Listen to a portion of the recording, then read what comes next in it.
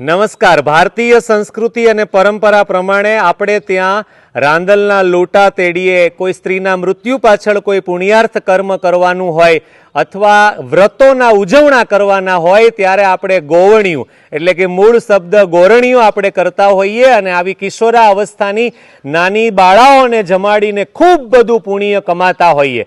પણ આ પ્રસંગો બધાના જીવનમાં આવતા જ હોય અથવા તો એમની રાહ જોઈએ અને એ પ્રસંગો ઉજવી શકાય એવું ના હોય. આવી દીકરીઓને જમાડવા માટે ને આવી દીકરીઓને પ્રસાદ આપવા માટેની તક એ આપણી પાસે આવી છે. વાત કરવી છે મારે દીકરીઓના ઘડતરની. આજના કળી કાળમાં 21મી સદીની અંદર કોઈ પણ માતા પિતાને પોતાની દીકરી કઈ ડિગ્રી મેળવશે એની ચિંતા નથી, એના ભણવાના ખર્ચની પણ કોઈ વખતે ચિંતા ના હોય આવું બને. પણ સૌથી મોટી ચિંતા એ છે કે મારી દીકરીને યોગ્ય પ્લેટફોર્મ મળશે કે કેમ, મારી દીકરીને સારું સાસરું મળશે. એ ચિંતાની સાથે સાથે સાસરે જતા પહેલા દીકરી જ્યાં સુધી મારા ઘરે છે, મારા આંગણે છે, ત્યાં સુધી એના ભણતરનું શું, એના માટેનું યોગ્ય અને બેસ્ટ લાયક પ્લેટફોર્મ કયું, તો હવે આ ચિંતાનો વિષય નથી. કારણ કે સુરતનું અમારું પરમારથ ટ્રસ્ટ કે જે વર્ષોથી 18 વર્ષ કરતાં વધારે સમયથી સક્રિય છે, પ્રભુજીની બિનવારસી પીડિતોની સેવા હોય, વૃક્ષારોપણ હોય,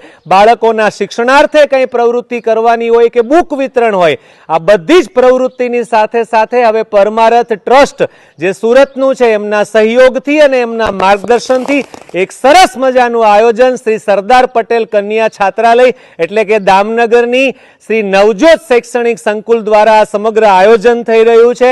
એવા પરિવાર કે જેમની આર્થિક સ્થિતિ થોડી ઓછી સારી છે અથવા અસક્ષમ છે અથવા જે દીકરીના માતા પિતાની ગેરહાજરી છે, આવી દીકરીઓએ હવે ચિંતા કરવાની જરૂર નથી. આવી પટેલ સમાજની દીકરીઓને બિલકુલ નિઃશુલ્ક શિક્ષણ, રહેવા જમવાની વ્યવસ્થા, ટ્યુશન ફી અને કોમ્પ્યુટરના બધા જ ખર્ચાઓ સાથે સરસ મજાની શ્રી સરદાર પટેલ કન્યા છાત્રાલય એક્ટિવ થઈ ચૂકી છે.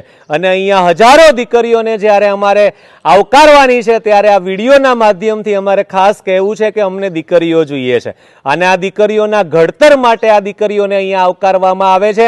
આ દીકરીઓ માત્ર ડિગ્રી લઈને આગળ જશે એવું નહીં, પણ આ દીકરીઓનો સર્વાંગીણ વિકાસ અહીંયા થવાનો છે. શ્રી નવજોત શૈક્ષણિક સંકુલ જે છે એ 30 વર્ષ કરતાં વધારે સમયથી દામનગર પંથકમાં સક્રિય છે અને એમના પ્લેટફોર્મ ઉપર શ્રી સરદાર પટેલ કન્યા છાત્રાલય એ શરૂ કરવામાં આવી છે. ફરી મને કહેવું ગમશે કે પરમારથ ટ્રસ્ટ કે જે સુરતમાં 18 વર્ષ કરતાં વધારે સમયથી સક્રિય છે, એના માર્ગદર્શન અને સહયોગથી આ સમગ્ર આયોજન એ થવા જઈ રહ્યું છે અને થઈ ચૂક્યું છે. આવનારા દિવસોમાં દાતાઓને પણ અમે આવકારીએ છીએ અને આ સાથે સાથે આગળ મેં કહ્યું એમ કે આપણે વિવિધ પ્રસંગો નિમિત્તે ગોવણીઓ જમાડીને જે પુણ્ય કમાવાનું કામ કરીએ છીએ, તો અહીંયા માત્ર 5100 રૂપિયાની ધન રાશિથી 100 કરતાં વધારે દીકરીઓને આપણે પ્રસાદ આપી શકીએ અને એમને જમાડવામાં આપણે નિમિત્ત બની શકીએ. આપણા જીવનમાં આવતા પ્રસંગો જેવા કે આપણો જન્મદિવસ, આપણા બાળકોનો જન્મદિવસ,